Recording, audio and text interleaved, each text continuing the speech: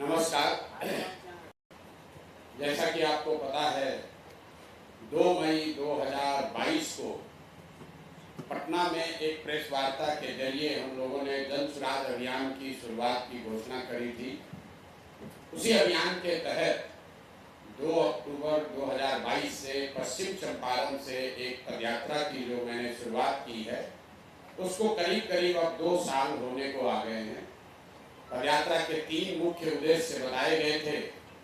पहला उद्देश्य ये था कि बिहार जो देश का सबसे गरीब, पिछड़ा, निरक्षर, भूखमरी और बेरोजगारी वाला राज्य है, वहाँ की जनता को जाकर एक रास्ता बताया जाए कि क्या करने से, किस तरह की राजनीतिक व्यवस्था बनाने से उनकी परेशानियों का हल निकाला जा सकता है। दूसरा उद्देश्य ये है कि अगर लोगों को बात समझ में आ जाए तो उनके सामने एक बेहतर व्यक्तियों का विकल्प बना कर दिया जाए, ताकि मजबूरी में जानते बूझते भी गलत दल और नेताओं को लोगों को वोट न करना पड़े। और तीसरा उद्देश्य ये है कि बिहार के गांव-गांव में जाकर यहाँ के हर प्रखंड पंचायत की समस्याओं को, जमीनी हकीकत को देखकर, समझकर बिहार के समग्र विकास के लिए अगले 10 वर्ष की एक योजना बनाई जाए। योजना सिर्फ बिहार की बड़ी समस्याओं के लिए न हो, बल्कि बिहार के 8,500 पंचायतों का अलग अलग हर पंचायत की एक योजना बने कि कैसे एक पंचायत को अगले 10 वर्ष में बेहतर विकसित पंचायत बनाया जा सकता है। उसके लिए जरूरी है कि हर पंचायत में हम लोग जाएं, मैं जाऊं, मेरे साथी पहुंचे, वहां तक ये विचार पहुंचे, लोगों की मदद से वहां की समस्याओं को समझा जाए। और जो पंचायत की हम लोग 8,500 पंचायतों की योजना बना रहे हैं, उसमें हर पंचायत में बच्चों के पढ़ाई की सुविधा कैसे बेहतर की जाएगी, कम से कम 8 से 1200 नए रोजगार के अवसर कैसे पैदा किए जाएं, और खेती किसानी करने वाले लोग खाने वाली खेती से निकलकर कमाने वाली खेती कैसे करें, इसका विस्तृत योजना बनाकर जारी करेंगे। अब इन 3 उद्देश्यों को लेकर जब हम लोग चले तो मेरा अनुमान था कि 1.5-2 साल में पूरा बिहार हम पैदल चल पाएंगे। अभी करीब करीब 2 बरस हो गया है। इसमें बीच में मैं 2-2.5 महीने लोकसभा चुनाव के दौरान इलेक्शन कमीशन के परमिशन न मिलने की वजह से नहीं चला हूं, बाकी हर समय चल ही रहे। और अभी करीब करीब 60% बिहार हम लोग चल पाए। तो अभी ये यात्रा, जैसा कि मेरा पहले से मैंने घोषणा की है, जो मेरा संकल्प है, आने वाले महीनों और वर्षों में चलती रहेगी। चाहे साल भर लगे, 2 वर्ष लगे, पूरा बिहार पैदल चलेंगे जरूर। दूसरा ये उद्देश्य जो मैंने बताया दल बनाने को लेकर, तो यात्रा के शुरुआत में हम लोगों का लक्ष्य था कि हर प्रखंड से कम 20 अच्छे लोगों को ढूंढ कर निकाला जाए, ताकि 10,000 लोग मिलकर एक नया दल यहाँ पर बना सके। यात्रा का अभी तक जो रिस्पॉन्स है, जो लोगों ने देखा है, अभी जब मैं आपसे बात कर रहा हूँ तो करीब करीब 1 करोड़ लोग बिहार की इस सोच, इस परिकल्पना, इस प्रयास से जुड़े हैं। और सब ने पिछले 1-1.5 महीने से जो मैं पटना में चर्चा कर रहा हूं लोगों को बुलाकर, सब ने ये तय किया कि 2 अक्टूबर को इसको दलगत स्वरूप दे दिया जाए। तो पहला जो उद्देश्य था गांव-गांव जाकर लोगों को समझाने बुझाने का, वो काम अभी तक चल रहा है, आगे भी चलता रहेगा। दल बने, दल न बने, आगे हो, चुनाव आए, मैं व्यक्तिगत तौर पर अपना जो प्रयास है समाज को जगाने समझाने का, वो आगे करता रहूंगा। जो लोग इससे लाखों की संख्या में जुड़े हैं, अब वो लोग साथ में मिलकर 2 अक्टूबर को दल बना लेंगे।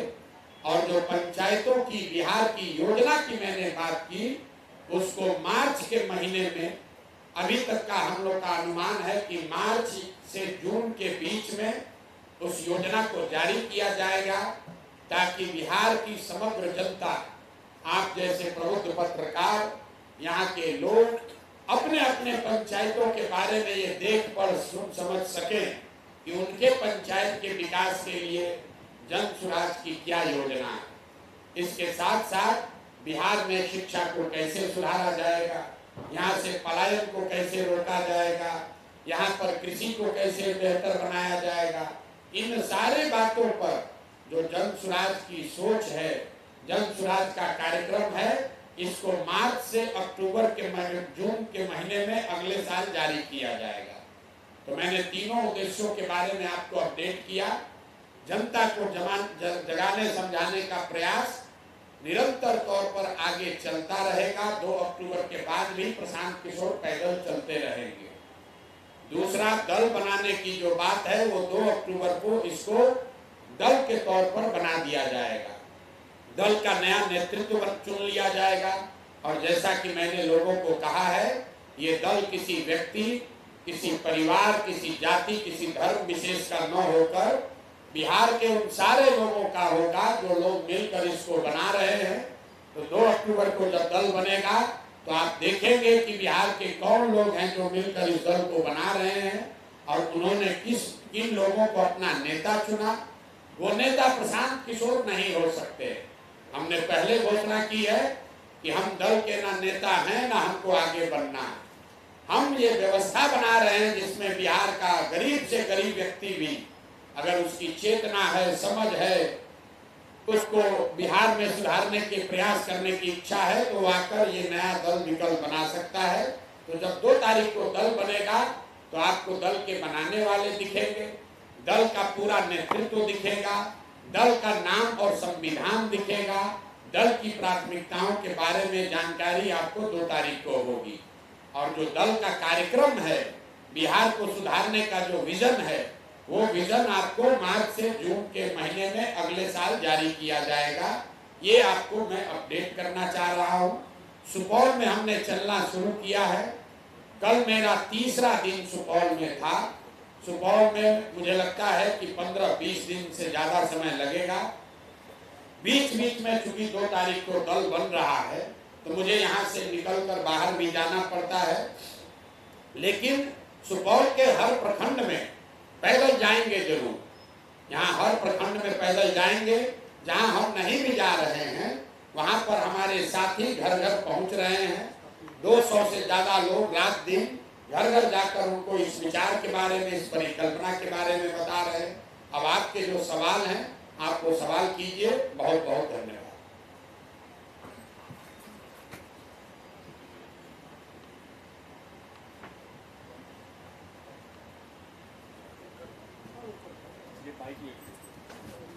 जी सर, मेरा एक सवाल है कि जब जनसुराज दलीय रूप में आ जाएगी तो फिर वो चुनाव के मैदान में भी आएगी, और यदि चुनाव के मैदान में आती है और अगर उनको पूर्ण बहुमत नहीं मिलता है आगे विधानसभा में सरकार बनाने की, तो क्या वो मिलजुल करके सरकार बनाएगी? देखिए, जन सुराज की जो पूरी विचारधारा है, जो पूरा प्रयास है, इसमें किसी तरह के गठबंधन का कोई स्कोप है ही नहीं। कोई गठबंधन का कहीं स्कोप नहीं है, न चुनाव से पहले न चुनाव के बाद। जन सुराज 243 सीटों पर चुनाव लड़ेगा, 242 नहीं।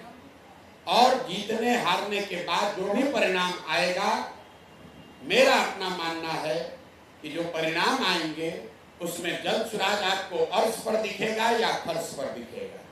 अगर जनता को ये बात समझ में आ गई, इस प्रयास में लोगों का विश्वास दिखा, तो इतना सीट आएगा कि आपको किसी से गठबंधन की जरूरत नहीं पड़ेगी। लेकिन अगर लोगों को सारे प्रयास के बाद भी समझ में नहीं आया तो इतना कम सीट आएगा कि गठबंधन बनाने की कोई जरूरत ही नहीं। तो मैं गठबंधन की कोई संभावना देखता नहीं हूँ। और दूसरी बात समझिए, लोग दलों का गठबंधन करते, 4, 5, 7, 8, 10 का गठबंधन। जन सुराज ने तो पहले बिहार की जनता ने 1 करोड़ लोगों ने मिलकर अपना गठबंधन कर लिया। ऑलरेडी जनता से गठबंधन हो गया। अब इसमें दूसरे के आने का स्कोप कहाँ है? जिस तरह पद यात्रा कर रहे, कितना बदल पाएंगे बिहार को? बिहार को उतना बदल पाएंगे जितना यहाँ की जनता बदलने को तैयार है। हमारा प्रयास जनता को समझाना है हम बिहार को कैसे बदल देंगे? हम तो अपने मन से रोज कहते हैं कि एक प्रशांत किशोर नहीं 10 प्रशांत किशोर भी आ जाएं तब भी बिहार नहीं सुधरने वाला है। बिहार तो तब बदलेगा, तब सुधरेगा जब बिहार के लोग सुधरेंगे। अगर आप 500 रुपया पर वोट देते रहिएगा, अगर आप 5 किलो अनाज के लिए वोट दीजिएगा, मंदिर मस्जिद जाति से ऊपर नहीं उठिएगा, तो प्रशांत किशोर आए या कोई आए, बिहार सुधरने वाला नहीं है। तो आपके सवाल का जवाब ये है कि बिहार उतना सुधरेगा जितना लोग सुधरना चाहते हैं। अगर 2025 में आपकी अपेक्षा के अनुरूप परिणाम नहीं आते हैं तो फिर आगे की क्या रणनीति? कोई रणनीति नहीं है। मैं अपना जीवन 10 साल के दायरे में जीता हूं। जो लोग हमको जानते हैं, हमने पहले 10 वर्ष संयुक्त राष्ट्र संघ में काम किया और उस संस्था में बहुत ऊंची पोस्ट पर, ऊंचे पद पर थे। उसको छोड़कर आए और जो 10 वर्ष हमने काम किया 2011 से 21 तक, उसको आप लोग चुनावी रणनीतिकार, चुनाव प्रबंधक वगैरह कहते हैं। उस विधा में भी जब देश में सबसे ज्यादा, सबसे ऊपर थे, जब बंगाल और तमिलनाडु जीते, तब ये घोषणा की कि अब ये काम नहीं करेंगे। अब अगला जीवन का कई बरस, कम से कम 10 बरस मेरे जीवन का एक ही लक्ष्य है, बिहार को सुधारना। और जब तक बिहार सुधरेगा नहीं, जब तक बिहार देश के 10 अग्रणी राज्यों में शामिल नहीं होगा, तब तक प्रशांत किशोर का ये प्रयास जारी है। दल बने, चुनाव लड़े, जीते हारे, चुनाव जीत जाने से थोड़े ना बिहार सुधर जाएगा। बिहार तो तब सुधरेगा जब अच्छे लोग चुनकर आए। बिहार तब सुधरेगा जब अच्छे लोग चुनकर आए और जो योजना बनी है उसको जमीन पर लागू किया जाए। बिहार तब सुधरेगा जब 5,000 7,000 अच्छे लोग मुखिया बने। बिहार तब सुधरेगा जब 5-7 हजार अच्छे लोग सरपंच बने, प्रमुख बने, जिला परिषद बने, 100-150 अच्छा आदमी विधायक बने। खाली सरकार में चुनाव जीतने से अगर बिहार सुधरना होता तो जन सुराज का क्या होगा उसको छोड़िए। 2015 में तो हम महागठबंधन के साथ बिहार जीत गए थे। हमने 7 निश्चय का कार्यक्रम भी बनवाया, अपने हिसाब से जिसको जरूरत जिम्मेवारी देनी थी उसको जिम्मेवारी भी दी, लेकिन उससे तो बिहार नहीं सुधरा। मेरा अपना 10 वर्ष का अनुभव है, चुनाव जीतने हारने से व्यवस्था बदल जाए ये जरूरी नहीं है। और उसी 10 वर्ष के अनुभव के आधार पर ये प्रयास कर रहे हैं। बिहार में सुधार तब होगा जब समाज सुधरेगा। तो मेरा लक्ष्य, मेरी जिम्मेवारी समाज को जगाना, समाज को सुधारना है। समाज सुधरेगा, अपने आप राजनीति भी सुधरेगी, राजनीति सुधरेगा, सरकार भी, व्यवस्था भी सुधर जाएगी। राजनीति जो है वो समाज का आईना है। समाज में चोरी है तो राजनीति में चोरी है, समाज में जाति है तो राजनीति में जाति है। ऐसा नहीं है कि समाज में सब अच्छा है और राजनीति में सब खराब है। थोड़ा उसका एक्सटेंट कम या ज्यादा हो सकता है, लेकिन जो ताकत, जो अच्छाई, जो खराबी आपको समाज में दिखती है वही चीज राजनीति में भी दिखती है। अलग अलग राज्यों में जो है आप कई सीएम बना चुके हैं, देश में पीएम भी बना चुके हैं, फिर आपका फोकस बिहार पर ही इतना ज्यादा क्या है? बिहार पर फोकस इसलिए है कि बिहार की मिट्टी में हमारा जन्म हुआ है। यहीं पर हमारे दादा बैलगाड़ी चलाए, मजदूर रहे, यहीं पर हमारे बाबूजी डॉक्टर रहे, यहीं पर सरकारी विद्यालय में पढ़कर हमने अपना जीवन शुरू किया। और बिहार देश का सबसे गरीब, पिछड़ा, निरक्षर, भ्रष्टाचार और बेरोजगारी, पलायन वाला राज्य है। तो आप बताइए कि बिहार को सुधारने के लिए प्रयास चाहे आप करें या हम करें, प्रयास आज हो या 20 वर्ष के बाद हो, करना तो किसी न किसी बिहार के आदमी को ही पड़ेगा। तो अगर हमारे जैसे आदमी को की हिम्मत नहीं पड़ेगी तो बिहार को सुधारने का हिम्मत किसको पड़ेगा? आप बताइए। हम ये समझते हैं कि इस मिट्टी का कर्ज है, इसी मिट्टी से उठकर इतने बड़े बने हैं, तो हमें अपने राज्य, अपने जमीन, अपने लोगों के लिए कुछ करना चाहिए। सफलता मिले न मिले इसकी चिंता किए बगैर प्रयास करना चाहिए। हमारा काम है ईमानदारी और शुद्धता से प्रयास करना। समाज को समझ में आ रहा है कि नहीं आ रहा है, ये जांचना परखना आपका काम है। लेकिन अगर समाज को समझ में नहीं आ रहा है तो ये लाखों की संख्या में लोग हमारे साथ जुड़ क्यों रहे? हम कल यहाँ आए हैं तो 10 बजे रात में यहाँ हजारों लोग क्यों बैठे हुए थे? कुछ बात देख रहे होंगे तभी जुड़ रहे हैं। आप भी पत्रकार हैं, बड़े से बड़ा नेता कोई आ जाए, कोई यहाँ 1000 आदमी अपना पैसा लगाकर दे खपाकर पैदल नहीं चलने वाला। लोग पैसा देकर, खाना देकर, गाड़ी देकर लोगों को बुलाते हैं। हम लोग चुपचाप पैदल चल रहे हैं, ना किसी का नाली गली बनवाते हैं, ना किसी का राशन कार्ड बनवाते हैं, ना धरना प्रदर्शन करते हैं, ना किसी को गाली देते हैं, ना वोट मांगते हैं।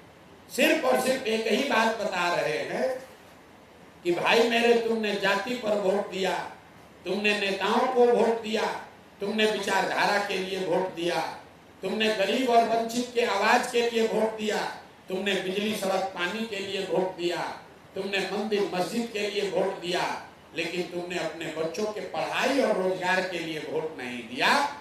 एक बार जन स्वराज की बात मानो और अपने बच्चों के पढ़ाई और रोजगार के लिए वोट दो। इतनी बात कह रहे हैं, इससे ज्यादा नहीं, इससे कम नहीं। लोगों को समझ में आए तो वो जगेंगे, ना समझ में आए तो जैसे उनका जीवन चल रहा है वो चलता रहेगा। बिहार में सफल होने के बाद देश के लिए क्या रणनीति है? पहले बिहार में सफल हो जाने दीजिए।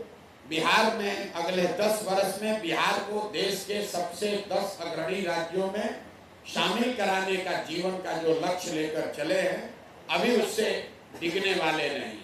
ना हमको देश से मतलब है, ना हमको दुनिया से मतलब है। अपने जीवन का 10 वर्ष कम से कम बिहार को सुधारने के लिए लगाना चाहते हैं और उसके लिए अपना जो कुछ भी है, बुद्धि, साधन, पैसा, व्यवस्था, जो कुछ भी भगवान ने हमको दिया है, वो सब कुछ मैंने बिहार को सुधारने के इस अभियान में दांव पर लगाया है। और मेरा विश्वास है कि बिहार की जनता, उसकी चेतना दब गई है, मरी नहीं है। वो विकल्प के अभाव में, विकल्प न होने की वजह से शायद गलत लोगों के साथ जुड़ गया है, लेकिन जब उसको अवसर मिलेगा, विकल्प बेहतर दिखेगा, तो निश्चित तौर पर वो अपने और अपने बच्चों के लिए बेहतर व्यवस्था बनाने के लिए लोग जुड़ेंगे और कंधा लगाएंगे। पिछले 2 वर्ष से हम पैदल चल रहे हैं, 5300 से ज्यादा गांव में पैदल गए हैं और हर गांव में मुझे यही दिखा है, वो चाहे किसी जाति का आदमी हो, किसी धर्म का आदमी हो, पढ़ा लिखा हो, गरीब हो, अनपढ़ हो, हर व्यक्ति कह रहा है कि नहीं भैया, जो बात आप बोल रहे हैं ये बात ठीक है। इसका मतलब ये नहीं है कि वो हमारे साथ जुड़ गया। हम ये दावा नहीं कर रहे हैं कि हर आदमी जन स्वराज को वोट देगा। हम इतना दावा जरूर कर रहे हैं कि बिहार में 2/3 से ज्यादा लोग ये चाहते हैं कि कोई नई व्यवस्था, नया विकल्प बने। और वो जो लोग विकल्प बनाना चाहते हैं, वो ये जरूर कह रहे हैं कि प्रशांत किशोर, जन स्वराज जो बात कह रही है, बात तो ठीक है, ये होना चाहिए। हो पाएगा कि नहीं हो पाएगा वो बात की बात है, लेकिन इतना लोग तो जरूर कह रहे हैं कि बात तो ठीक कह रहे हैं। सर, आप कई पार्टी के चुनाव रणनीतिकार रहे हैं। विपक्ष के नेता विदेश से चुनाव आयोग पे सवाल खड़ा किए हैं, सरकार का कठपुतली बताया है। एक रणनीतिकार के तौर किस तरह देखते हैं? जब मैं काम पहले करता था, उस समय भी मैंने कहा है कि बंगाल का जब चुनाव का रिजल्ट आया था, उस दिन भी आप मेरा इंटरव्यू देख लीजिए, मैंने कहा था कि जो चुनाव आयोग है वो केंद्र सरकार के एक्सटेंडेड आर्म के तौर पर काम करता है। जैसे सरकार चाहेगी, मोटे तौर पर चुनाव, एक छवि ऐसी बन गई है कि चुनाव आयोग करीब करीब वही काम, वही चीज करता है जो सरकार चाहती है। अब इस चीज को आप विदेश में जाकर कहे कि न कहे, ये राहुल गांधी का मामला है, विपक्ष के नेता का मामला है। लेकिन जहां तक जनता का, हम लोग का सवाल है, हम लोग ऐसा मानते समझते हैं कि नरेंद्र मोदी जी की सरकार में, एनडीए भाजपा की सरकार में चुनाव आयोग की विश्वसनीयता पर, उनके कार्यकलाप पर, उनकी निष्पक्षता पर बहुत बड़ा प्रश्न चिन्ह हर चुनाव में लोग उठाते रहे और उस बात में कोई दम जरूर है, बिल्कुल इस बात में दम है। सर, जिस तरीके से आपकी मुहिम चल रही है, आपके ऊपर ये इल्ज़ाम लगता है कि आप एक खास पार्टी को फायदा पहुंचाने के लिए इंडिया अलायंस के वोटरों को अपने तरफ माइल कर रहे हैं, ताकि किसी खास पार्टी को आप फायदा पहुंचाए। आपको कोई बड़ी कामयाबी नहीं मिल पाएगी, ऐसा आपके ऊपर इल्ज़ाम लगता है इंडिया अलायंस की तरफ से? मतलब ये स्टेटमेंट है कि इल्जाम है? हमको सफलता नहीं मिलेगी, इल्जाम है कि ये स्टेटमेंट है? नहीं, इल्ज़ाम लगता है, आपके बार बार ये इल्ज़ाम लगता है। इल्जाम लगता है? क्या इल्जाम लगता है? इल्ज़ाम ये लगता है कि हम किसी दल का मदद कर रहे हैं। जी, किसी की मदद। तो किसका मदद कर रहे हैं? बोलिए। काहे घबरा रहे हैं? आपको भाजपा की बी टीम, भाजपा का बी टीम तो है, तो भाजपा का यहाँ वजूद कितना है? आप बी टीम तो उसका न बनिएगा, कोई मजबूत टीम हो तो उसका बी टीम बनिएगा। भाजपा का यहाँ न कोई नेता है, न नीति है, न कोई कार्यक्रम है। पिछले विधानसभा चुनाव में भाजपा को 19.6% बिहार में वोट आया, तो उसका बी टीम क्या बनेगा?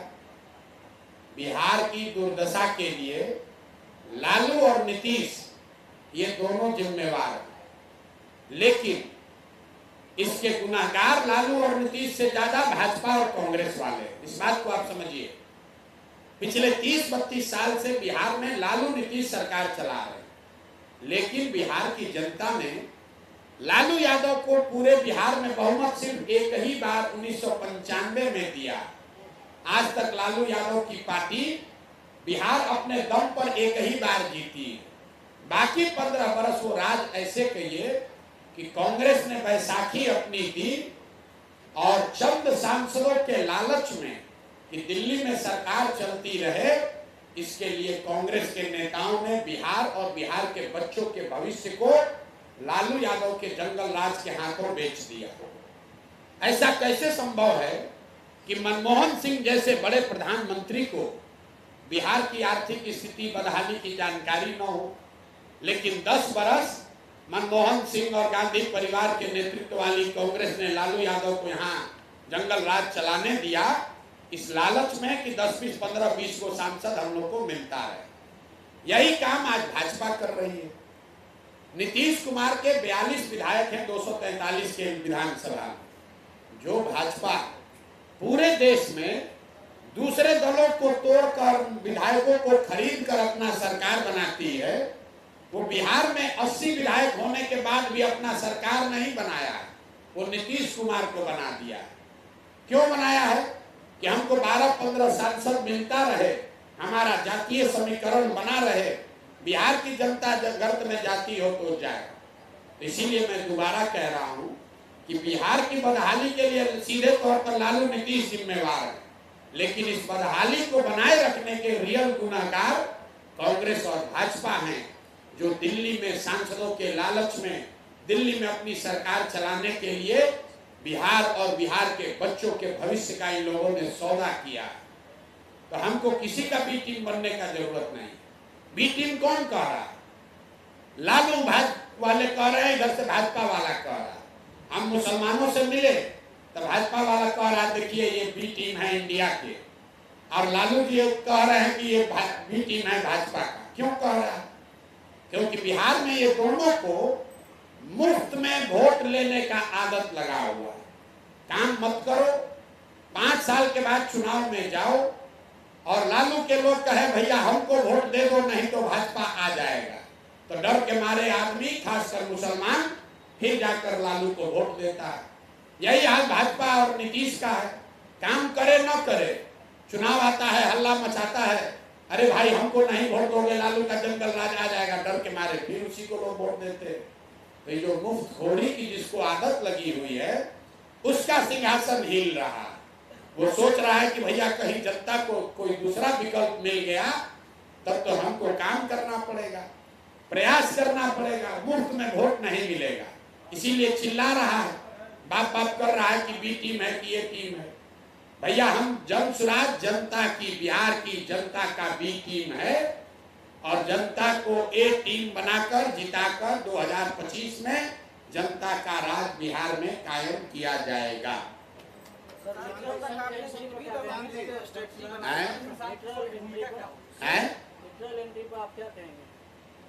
लेटरल एंट्री पर मेरा विचार आज से नहीं 10 वर्ष पहले से है। मेरा ऐसा मानना है कि सरकारी व्यवस्था को कारगर और धारदार बनाने के लिए सरकार की जो व्यवस्था है इसके साथ साथ बहुत बड़े पैमाने पर लेटरल एंट्री को भी अंदर लाना चाहिए। क्यों?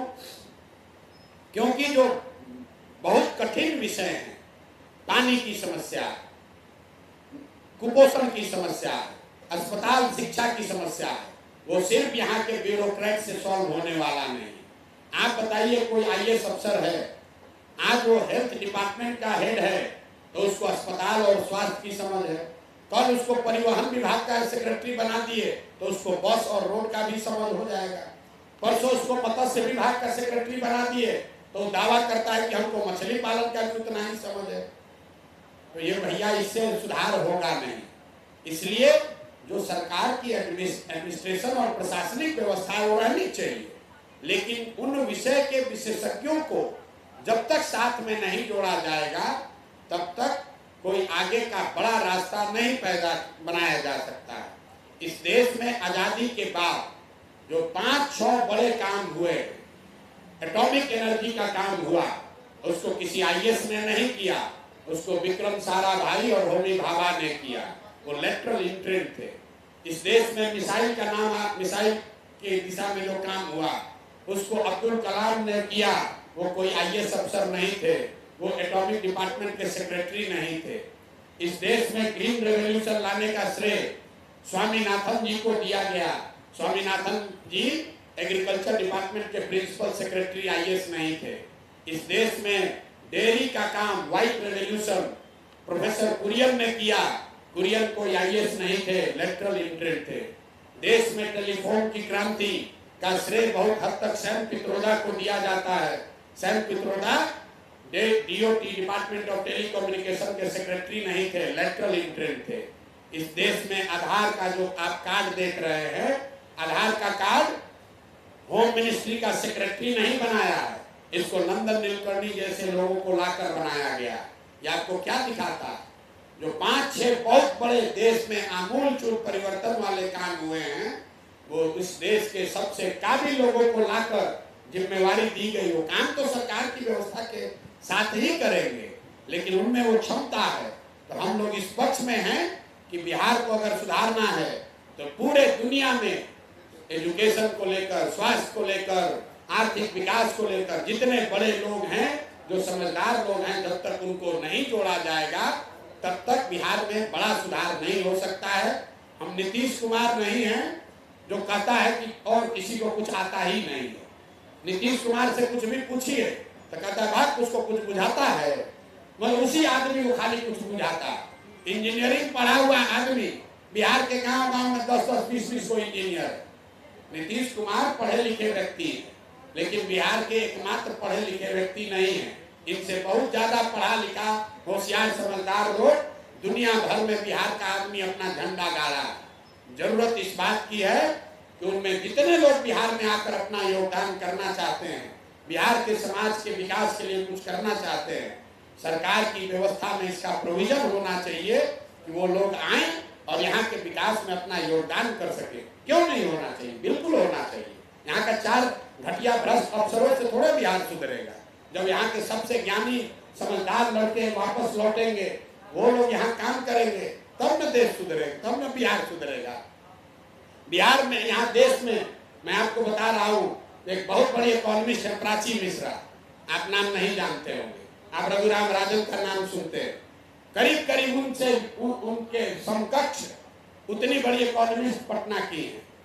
आपने कभी सुना कि बिहार सरकार ने प्राची मिश्रा को बुलाकर पूछा, या उन जैसे इकोनॉमिस्ट को बुलाकर पूछा कि भैया बिहार में इकोनॉमी को कैसे गति दिया जाए? यहाँ तो डिपार्टमेंट में 4 अफसर बैठा है जिसको कुछ आता जाता है नहीं, और वही अपना ज्ञान दिए जा रहा है और बिहार की जनता को मजदूर बनाकर घुमा रहा है 30 वर्ष से। तो बिल्कुल हम लेटरल एंट्री के पक्ष में हैं, क्योंकि वहीं से ज्ञान, वहीं से समझदारी, वहीं से अनुभव, दुनिया भर से जो अच्छी सीख है उसको लेकर ही बिहार को बेहतर बनाया जा सकता है। चंद भ्रष्ट अफसरों के, चाटुकार अफसरों के सुझाव से, उनके प्रयास से बिहार को नहीं सुधारा जा सकता। सर, एक सवाल है कि आप भी पद यात्रा कर रहे हैं और तेजस्वी यादव भी अब आभार यात्रा पे निकले हैं, कितना क्या कुछ कहेंगे इस पर? कहाँ पैदल चल रहे थे तेजस्वी यादव? आभार यात्रा निकाले हैं। यात्रा निकालने पर तो कोई रोक है नहीं। आप मेरे भाई, ऐसा है, तेजस्वी यादव एक दिन अपने आभार यात्रा में एक दिन पैदल चल दे पैदल, फिर हम भी मानेंगे भाई पैदल एक दिन चले, हम तो 2 बरस से चल रहे हैं। एक दिन चलो पैदल, एक दिन तो पैदल चल के दिखाओ। आभार यात्रा अपने रथ पे बैठ के, अब बढ़िया भोजन करते हुए वीडियो बना के, अब मुरेठा बांध कर जाति और धर्म के नाम पर लोगों को डरा कर ये आभार यात्रा क्या निकालो? किस चीज का आभार देने निकले हो? आभार तो उनको जनता का देना चाहिए, ये बात ठीक है, नाम बढ़िया रखा है आभार यात्रा। जिस बिहार को सबसे गरीब, निरक्षर, मजदूर उनके माँ बाप और उनके सरकार ने बना दिया, उस बिहार की गरीब जनता ने अभी उनको यहाँ से मार कर भगाया नहीं है, इसके लिए उनको बिहार के जनता का आभार करना चाहिए। जिस बिहार के गरीब जनता को लूट के राज कर रहे हैं, उस जनता ने आज तक उनको यहाँ से भगाया नहीं है, इसलिए उनको जनता का आभार करना चाहिए। जिस बिहार के समाज को जातियों में बांटकर अपहरण, रंगदारी, शराब माफिया, भूमि माफिया, बालू माफियाओं के हवाले कर दिया है, वो जनता आपको आज भी नेता के तौर पर देख रही है, इसलिए तेजस्वी यादव को आभार यात्रा करनी चाहिए। आभार तो करना ही चाहिए। आप जैसे बिना पढ़े लिखे आदमी को जनता नेता स्वीकार कर रही है, इसलिए भी आपका आभार व्यक्त करना चाहिए कि बिहार का पढ़ा लिखा लड़का मजदूर बनकर घूम रहा है और 9वां फेल आप नेता बनकर घूम रहे हैं, तो आपको बिहार का जनता का आभार तो करना ही चाहिए।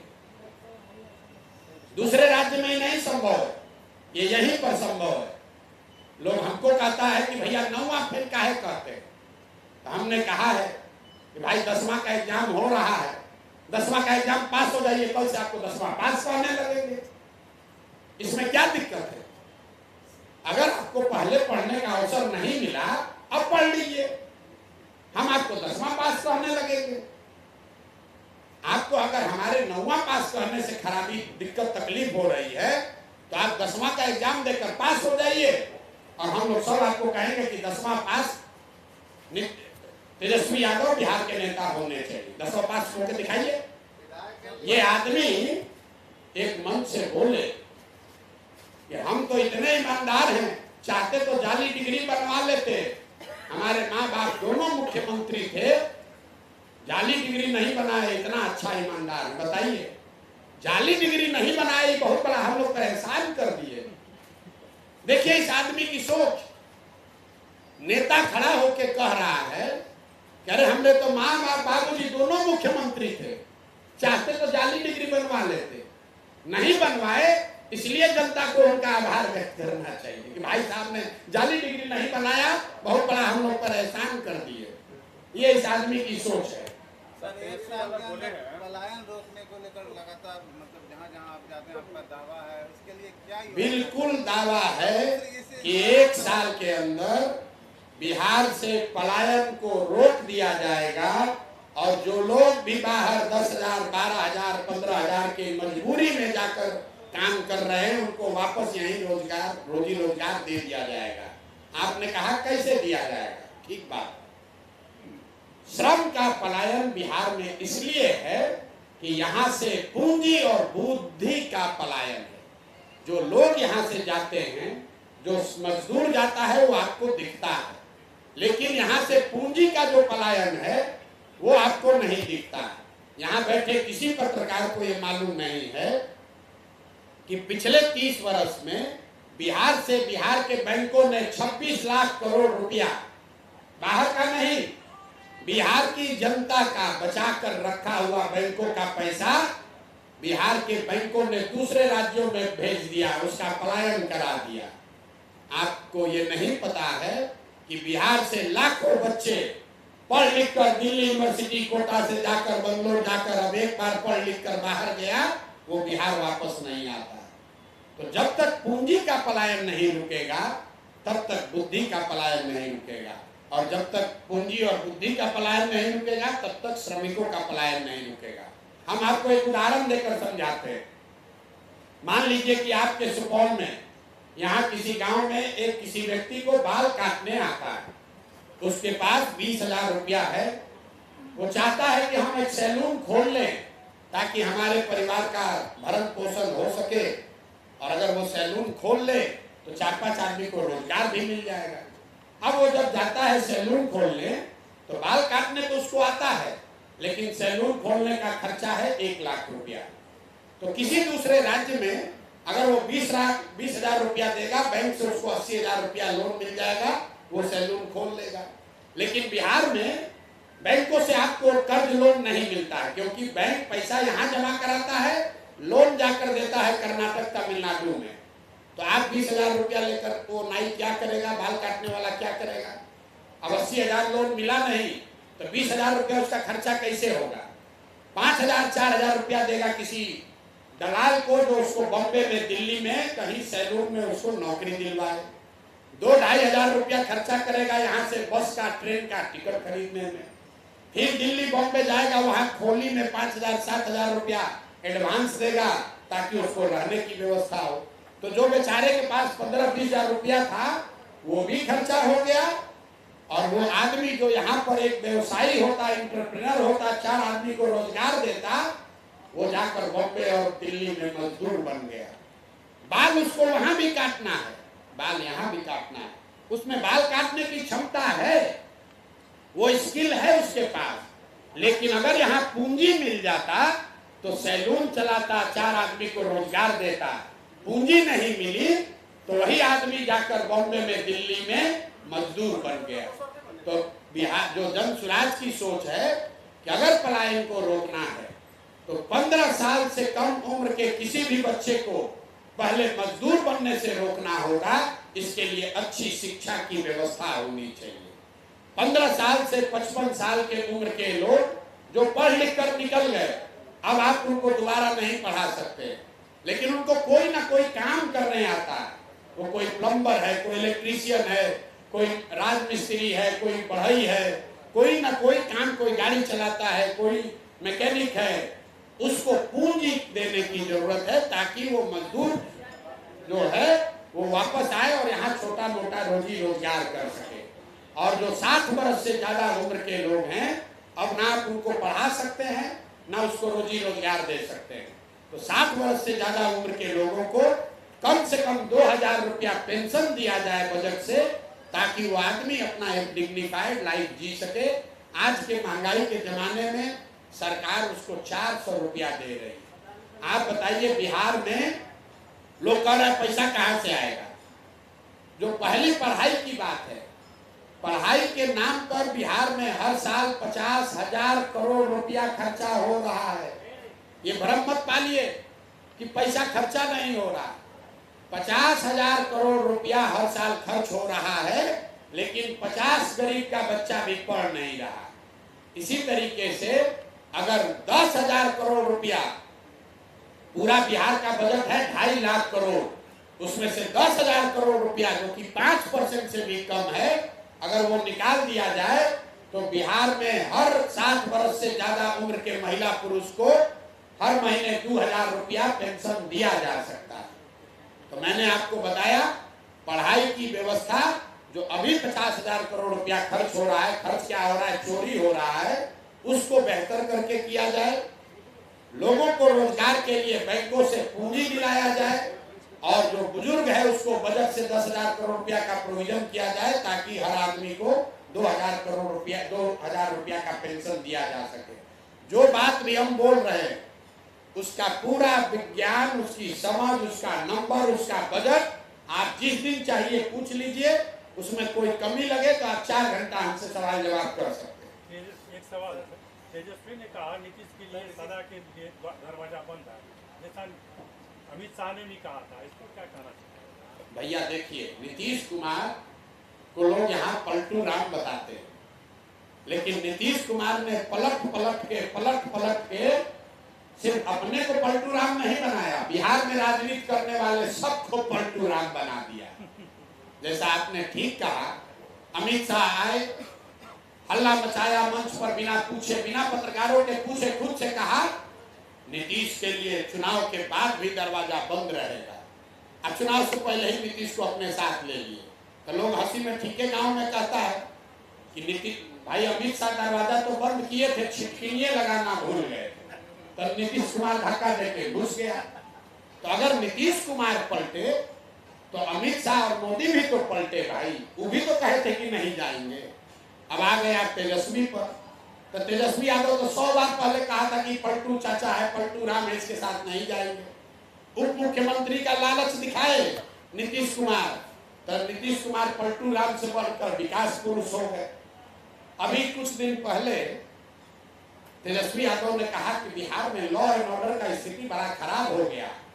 6 महीना पहले जब अपने उप मुख्यमंत्री था ये आदमी, तो कह रहा था कि बिहार देश का सबसे बढ़िया तरक्की करने वाला राज्य है। तो 6 महीना पहले अपने गद्दी पर बैठे थे, नीतीश कुमार ने आपको उप मुख्यमंत्री बना दिया, तो बिहार आपको स्विट्जरलैंड दिख रहा था। और आज आप गद्दी से हट गए तब आपको कानून व्यवस्था दिख रहा है। तो भैया नीतीश कुमार खाली पलटू राम नहीं है, नीतीश कुमार पलटू राम है, लेकिन उतने ही बड़े पलटू राम भाजपा और ये तेजस्वी यादव भी है। अगर आज नीतीश कुमार भाजपा छोड़कर महागठबंधन में चला जाए तो कल फिर यही तेजस्वी यादव उनका झंडा लेके घूमने लगेंगे। सर, इंडस्ट्री के क्षेत्र में अब देख रहे हैं कि बिहार में कुछ काम हो रहा है, जैसे एक सीमेंट की फैक्ट्री आई। आप लोग का जीवन इसी में बीत जाएगा। चक्का का फैक्ट्री गिनते हुए, सुन लो मेरी बात, IT सेक्टर, अरे सुनो ना यार, IT सेक्टर, अंग्रेजी ज्यादा मत पूछो सवाल। IT सेक्टर और सीमेंट का फैक्ट्री या रेल का चक्का का फैक्ट्री गिनने में तुम लोग का उम्र बीत जाएगा। सर, प्रशांत किशोर कैसे डेवलप करेंगे, क्या उनका योजना है? इस पे भी तो सर मान लीजिए सुपौल ही जैसे है, सुपौल ही जैसे है, तो इतने दिन से 2 बरिस गांव-गांव जाकर बता रहे हैं, उसको तो पढ़ोगे नहीं, सुन रहे हैं सर, सुन नहीं रहे हो। सुन रहे हैं सर। तो आपको बता रहे हैं कि चक्का का फैक्ट्री लगाने से, एक फैक्ट्री लगाने से बिहार का विकास नहीं होने वाला है। एक फैक्ट्री लगेगा 2000 करोड़ रुपया का निवेश होगा, 500 आदमी को नौकरी मिलेगा, 5000 को आदमी को नौकरी मिल जाएगा। बिहार में तो 13 करोड़ आदमी रहता है, 13 करोड़ आदमी को नौकरी कैसे मिलेगा ये बताओ। बस सुपौल का बताइए। जब तक, अरे छोड़ो ना सुपौल का बात, 13 करोड़ को बदलना पड़ेगा। जब तक दुनिया भर में जितने देश आगे बढ़े हैं, जापान का आबादी है 13 करोड़ जितनी बिहार की आबादी है। जापान में सब आदमी रेलवे का मुसल्लापुर में कोचिंग करके रेलवे का एग्जाम देकर जापान बना है, रेलवे का चक्का फैक्ट्री लगाकर जापान बना है। जापान की आबादी उतनी ही है जितनी बिहार की है। सुन लीजिए, पूछ लेकर उतावला मत होइए। अगर लोगों का जिंदगी सुधारना है तो उसका मूलभूत 3 आधार है। गरीबी से निकलने के 3 रास्ते हैं, शिक्षा, जमीन और रोजगार।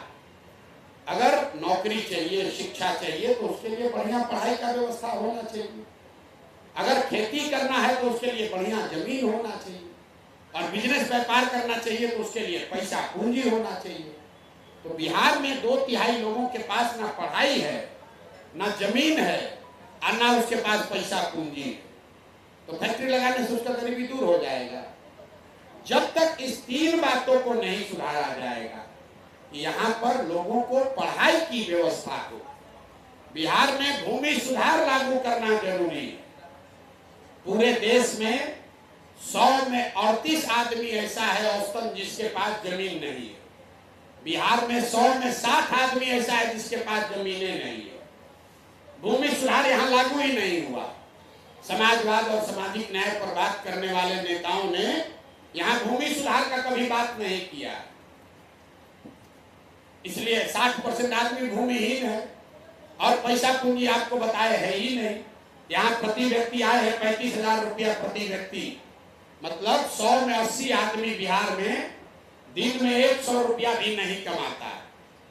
तो जब इस महंगाई के जमाना में आप 100 रुपया नहीं कमा रहे हैं तो खाइएगा क्या, बाल बच्चा क्या खिलाइएगा, रोजी रोजगार के लिए पैसा पूंजी कहाँ से लाइएगा। जब तक आप यहाँ शिक्षा, खेती और पूंजी की व्यवस्था नहीं करेंगे तब तक बिहार से गरीबी दूर नहीं हो सकती है। ये तेजस्वी जैसे बेवकूफ लोग ये बता रहे हैं हम 10 लाख नौकरी दे देंगे। पूरे बिहार में चपरासी से लेकर मुख्य सचिव तक जितने लोग सरकारी नौकरी करते हैं सबका गिनती कीजिएगा तो आपको पता चलेगा 23 लाख लोगों को ही सरकारी नौकरी है। 5 लाख नौकरी दिया तो अरे सुन तो लो, तुमको ज्यादा जानकारी है ना, वो 5 लाख जोड़ के 23 लाख है। तेजस्वी जब अभी थे, सुनो ना, तुमको ज्यादा जानकारी है भाई। 23 लाख है, जाके देख के आना, आंकड़ा गलत हो तो जवाब देना, फर्जी बात मत करो हमारे सामने। ये बिहार के 5 लाख आदमी को नौकरी दिया है, शिक्षक को तुम्हारे पास है डेटा? 2 लाख शिक्षक बहाल हुआ, इनको 5 लाख को नौकरी इनको मिल गया। भाई साहब को देखिए, पत्रकार है यहाँ बिहार में, आप जैसे लोगों की, सुनो एक मिनट, शिक्षक की बात किए हो ना अभी, 2 लाख शिक्षकों की बहाली होने का सरकार दावा करती है।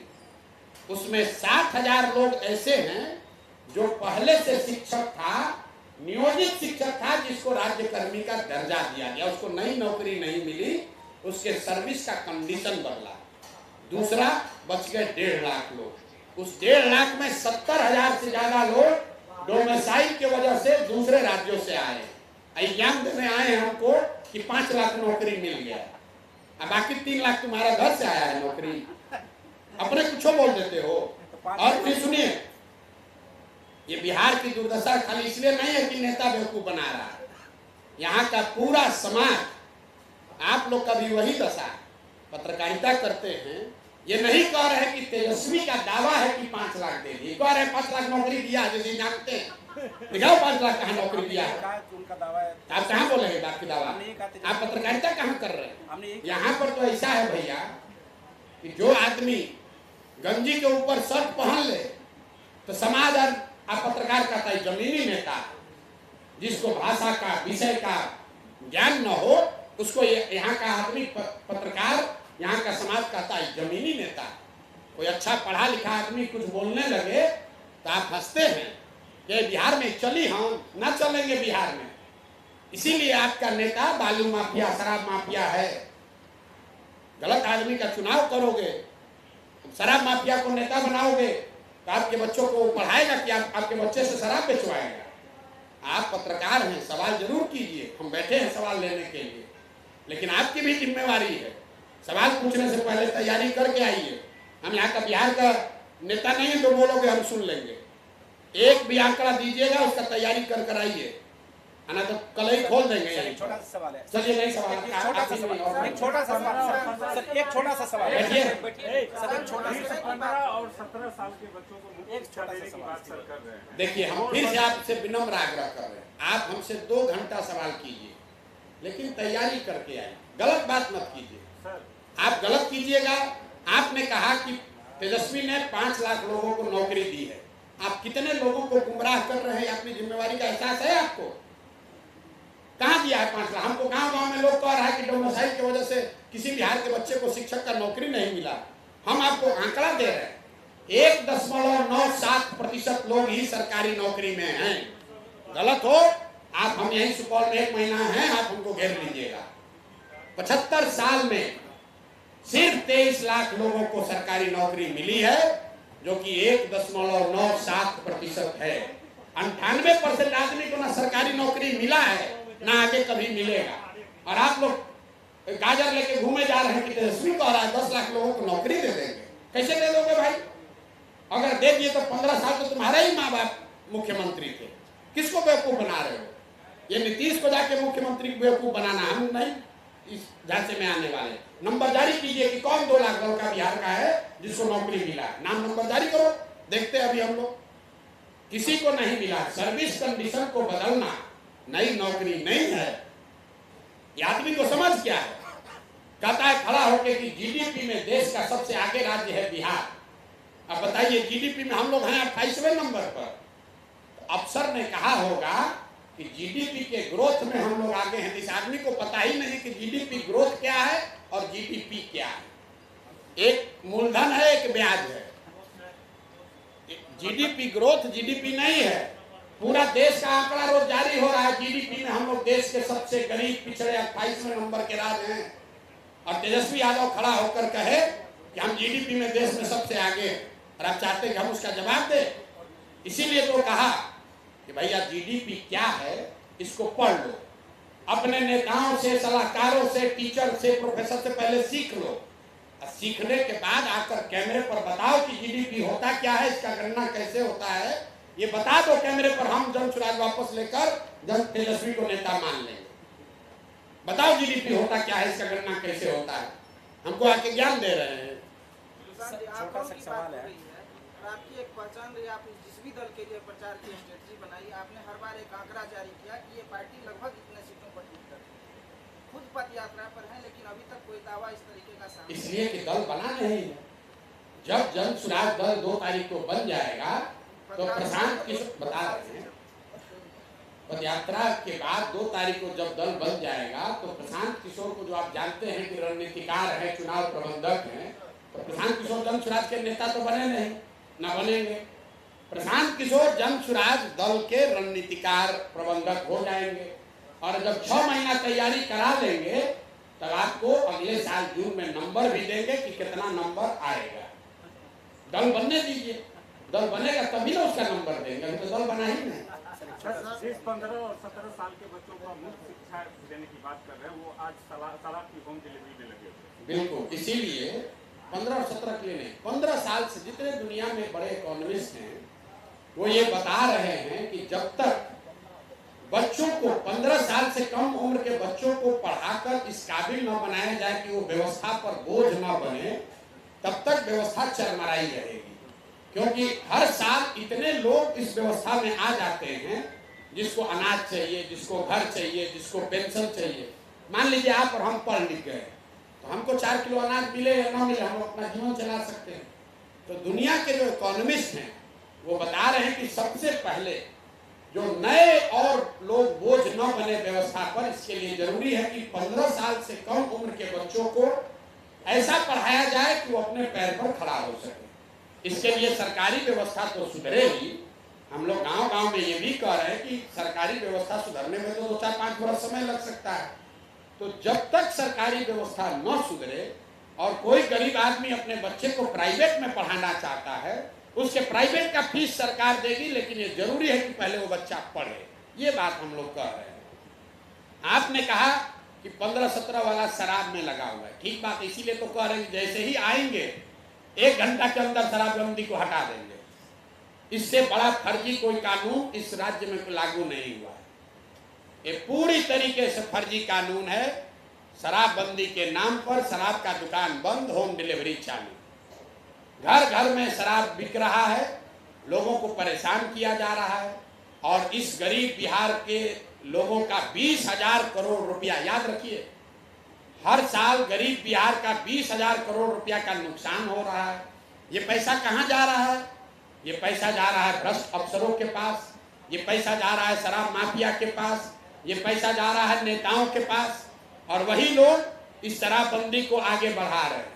तो जन स्वराज का बिल्कुल खुला मत है। लोग कहता है भैया शराबबंदी हटाने के लिए कहिएगा तो महिला वोट नहीं देगी।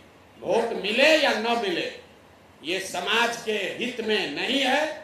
इसलिए जन स्वराज की व्यवस्था बनेगी तो मिनटों में शराबबंदी को हटा दिया जाएगा, ताकि यहाँ के युवाओं का भविष्य न बिगड़े, वो शराब माफिया के हाथ में खिलौना न बने, और शराबबंदी के नाम पर लोगों का 20,000 करोड़ रुपया का लूट न हो, गरीब लोगों को फंसाया पर बर्बाद न किया जाए।